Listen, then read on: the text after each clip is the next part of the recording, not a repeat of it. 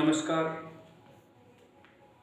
मैं आरटी सिंह और आपका नवोदय क्लास रूम में स्वागत करता हूं। जैसा कि पिछले वीडियो में भी आप लोगों के मुझे सुझाव मिल रहे हैं, आपके मन की बात मुझे मिल रही है और मैंने समझा कि कई बच्चों के विषय में समझा, पूछा, जाना। मेरा शैक्षणिक जो कार्यकाल है, अनुभव है, उसके आधार पर मैंने जाना कि बच्चों की अधिकतर शिकायत रहती है गणित सर समझ में नहीं आती। अन्य जो प्रश्न है वो तो बन जाते हैं, मगर गणित समझ में नहीं आती। इसलिए गणित को मैंने बेसिक तौर से समझाने की कोशिश की है। गणित क्या है? एक अंकों का खेल है। बस अंकों से आप खेलना सीख जाइए, गणित आ जाएगी। गणित कोई बड़ी सब्जेक्ट नहीं है, ना कोई बड़ा सब्जेक्ट वो है विषय है। तो आते हैं गणित में ही आते हैं और गणित के विषय में जानते हैं कि गणित क्या है। बस केवल अंकों से खेलिए। आज हम अंकों के ही विषय में बताएंगे, अंक और संख्या। दूसरा वीडियो दूसरे दिन देखा जाएगा। तो आते हैं बक्सर से मधुबनी बिहार, वो बक्सर से अंकितेश यादव जी ने भी व्हाट्सएप पे मैसेज किया कि सर गणित पे फोकस दें। तो आइए हम अंक आधारभूत, गणित का जो आधारभूत तत्व है अंक क्या है? अंक क्या है? बस वही 0, 1, 2, 1, 2, 3, 4, 5, 6 आदि चले जाइएगा। अंक हो गए, बस इनके नाम चेंज है, बकाया सिस्टम वही है। अंक हो गए। प्राकृत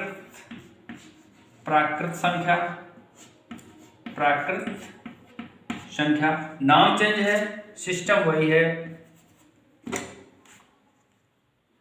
1, 2, 3, 4, 5 आदि। इसी तरह प्राकृत संख्या हो गई। पूर्ण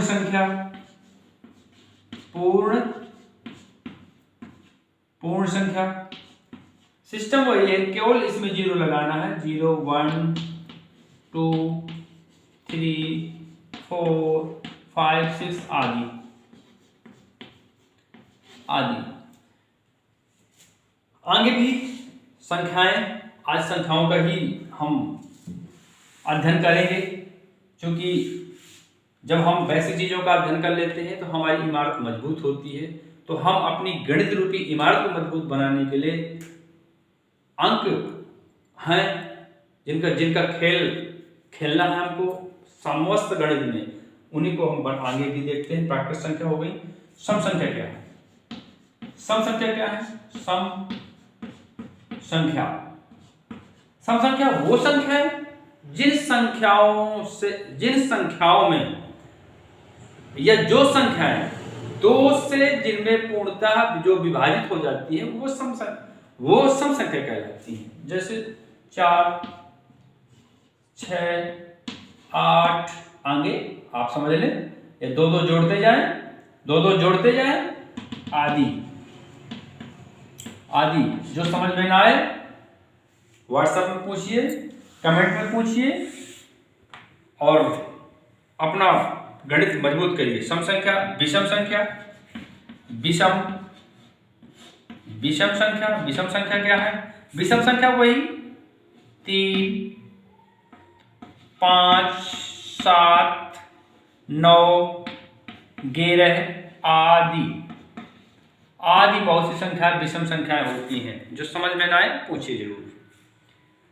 विषम संख्या। अच्छा, यौगिक संख्या, कुछ संख्या ऐसी होती हैं यौगिक संख्या, इसमें देख लेते हैं। यौगिक संख्या वो संख्याएं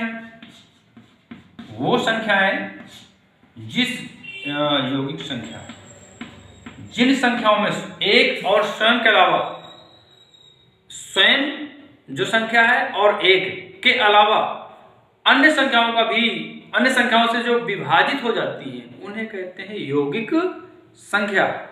आया समझ में? तो कुछ भी हो सकती है, 4, 1 से भी जाएगा इसमें भाग, 4 से भी इसमें भाग जाएगा और एक संख्या और है 2, उससे भी इसमें भाग चला जाएगा, अर्थात ये यौगिक संख्या है। 4 है, 8 है, 6 है, आदि आदि समझ लीजिए, आदि आदि बहुत संख्याएं हैं जिनको समझना जरूरी है। पूर्णांक, अच्छा पूर्णांक संख्या क्या है? पूर्णांक हमने अधिकतर देखा है, सोच वो जाना है पूर्णांक क्या है। पूर्ण अंक क्या है तो पूर्ण आपको दिखाई देते हैं, वो अलग संख्या अलग दिखाई देती है। तो आइए देखते हैं पूर्णांक क्या है। पूर्णांक वो है कि जैसे हम आते हैं, शुरू करते हैं अपना क्रम, यहाँ से शुरू करें और 1 2 3 4 5 6 और आगे दाहिने साइड चले जाए तो हमारी जो संख्याओं का है उद्देश्य है कि हमारी संख्याओं का एक क्रम होता है। हम यहाँ से 0 मानते हैं, पूर्ण संख्या है, यहाँ से 0 मानते हैं और 0 के दाहिनी तरफ हम चलते हैं। जब एक क्रम से लिखते हैं तो वो बढ़ते हुए क्रम में संख्याएं चलती हैं, बढ़ते हुए क्रम में चलेगी संख्याएं। और जब 0 के बाईं तरफ चलते हैं वो घटते हुए क्रम में, अर्थात उनका मान 0 से भी नीचे है, तो घटते हुए क्रम में होती हैं वो संख्याएं, उनका मान कम होता है। तो उनका कैसे हम दर्शाएंगे? -1 -2 -3 आदि डॉट डॉट। तो ये पूर्णांक संख्या है, ये पूर्णांक में है, पूर्ण में है, अपूर्ण नहीं है, पूर्णांक संख्या है। समझ में आया? आगे चलते हैं। स्थानीय मान और आगे इनका बारी बारी से भी अध्ययन करेंगे और बड़ी तेजी से हम अध्ययन करेंगे। अन्य भी संख्याएं हैं, अभी अन्य संख्याएं रह गई हैं, जैसे कि परिमेय संख्या। परिमेय संख्या क्या है? परिमेय संख्या, संक्षिप्त समय में ज्यादा से ज्यादा बातें करना। परिमेय संख्या वो संख्याएं जिनको हम a/b के रूप में रख सकें, उसे कहते हैं परिमेय संख्या। अर्थात a जैसे मान लीजिए 5 है, a बराबर 5 और b बराबर 4 है, b बराबर क्या है? 4, तो 5/4 भी परिमेय संख्या होगी, परिमेय संख्या होगी। और आगे अपरिमेय संख्या है, अपरिमेय जिनको a/b के रूप में हम नहीं लिख सकते हैं उसे अपरिमेय संख्या कहते हैं। जिनको अपरिमेय संख्या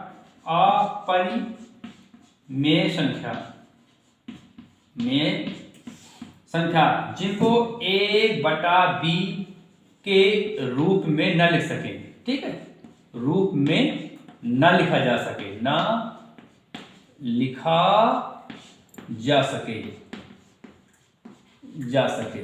उसे कहते हैं अपरिमेय संख्या। जैसे √3 √2 आदि।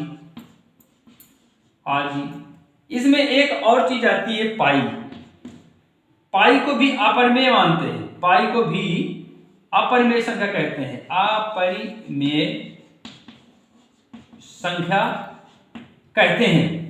मगर पाई का मान जरूर होता है, पाई का मान होता है, इसका मान पाई का होता है 22/7 होता है इसका मान, मगर ये पूर्ण मान नहीं आता क्योंकि ये अनुपात होता है वृत्त के परिधि का और व्यास का, तो ये अनुपात होता है। तो इसलिए इसका एग्जैक्ट पाई का ये एग्जैक्ट मान नहीं होता है, पाई एग्जैक्ट मान, इसलिए इसको अपरिमेय के रूप में रख देते हैं।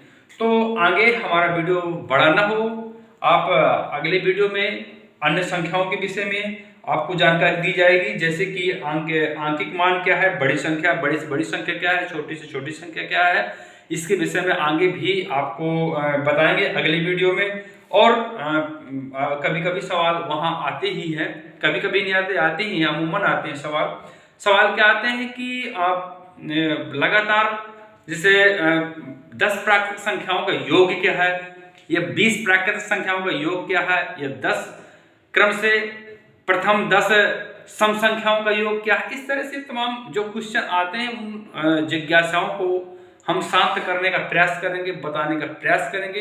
इसलिए आप हमारे चैनल में को हमेशा देखते रहें, वीडियो को देखते रहें, वीडियो का साथ दें, हम लोगों का साथ दें, सब्सक्राइब करें।